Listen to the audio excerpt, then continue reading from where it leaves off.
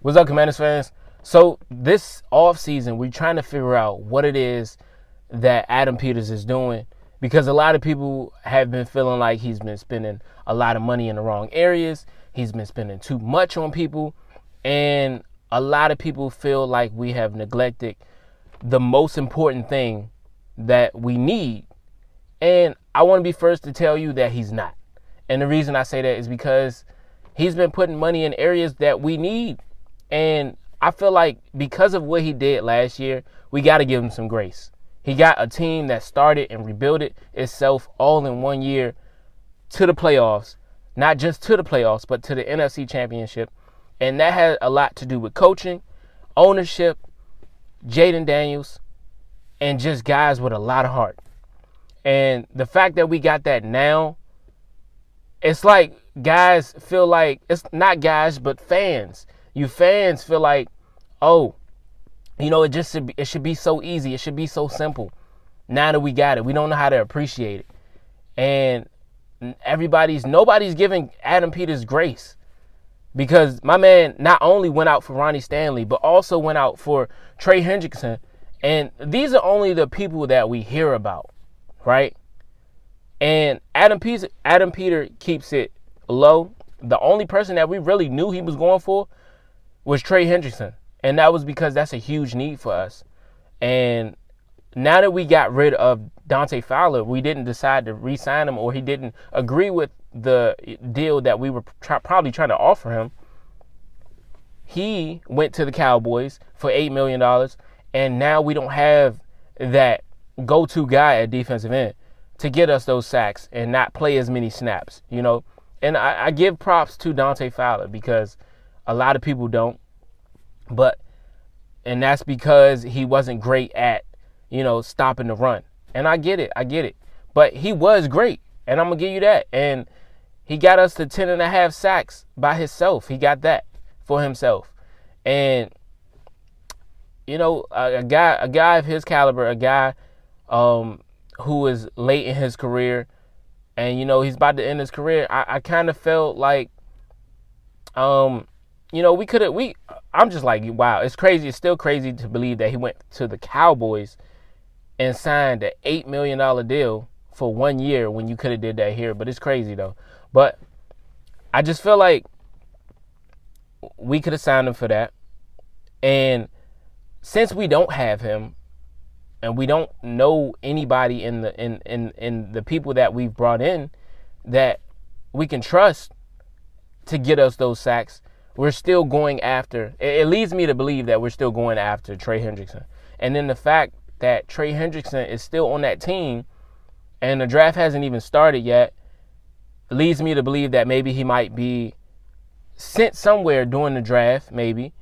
But right now it's still up in the air. And, they got the pretty much half of the season before they decided to ship him off because he's still under contract for the next year until 2026. He's going to be a free agent. But the fact that we are down to 20 mil in salary cap, that's perfect. That's a perfect amount to bring him in, And a lot of people was wondering why we were giving out so much to Javon Kinlaw and we were giving out less to certain people. The reason is we were trying to allocate the money to the area that we knew was going to need it.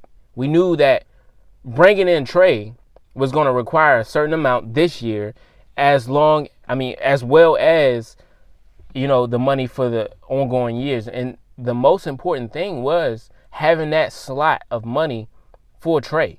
So we have 20 million. He's going to probably be making 19 this year. If we were to pick him up in time for the season, we would have to pay him that.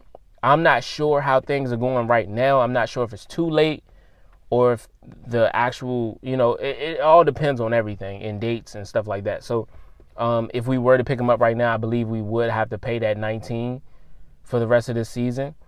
I believe if they wait after the draft or something like that, then the Bengals would have to pay that. And the Bengals won a lot for him.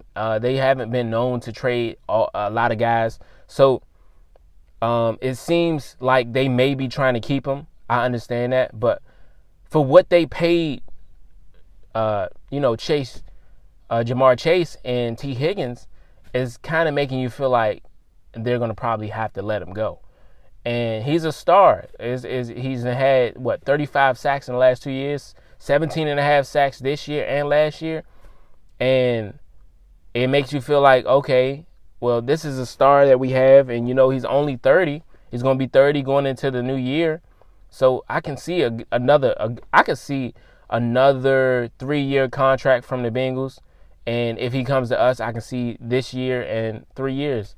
So 3 or 4, but it's a lot when you have to pay your quarterback, when you have to pay your 2 star wide receivers, and they're not just getting any type of money. Jamar Chase is getting $40 million, and T. Higgins is getting $28 million. And of course, it doesn't kick in this year. That's why, it was perfect that, Trey Hendrickson is still on his extended contract right now. It's perfect. If they just want to keep him for this year and after this year just let him go, cool. But what they're asking for is a lot. They're asking for a 1st-round draft pick, a 2nd-round draft pick. I'm not sure the combination, but I know they want either or they probably want both. And that's a lot for us to give up right now. So I'm not sure if we're going to go in that direction just because, we were able to make it to the the Super Bowl with less. And I understand we're trying to build on top of that. But right now, I don't think that's a good move for us, seeing that they want so much. But we got a guy in our front office named Adam Peters. And, he also assisted by Lance Newmark. And these guys know how to make the right moves. And who knows? He might be willing to take that risk. And seeing that we just got to the NFC Championship last year in our very first year with Jaden Daniels, it doesn't mean anything that we're going to go right back there just because it happened this year. It just means that we have a shot of winning the Super Bowl. So why not go all out right now while we can, while we have the time, and while we have the resources, and while we have the money, right? And we still have a slot of money for him. But that is some of the reasoning why we've been using money in certain areas, how we've been using them.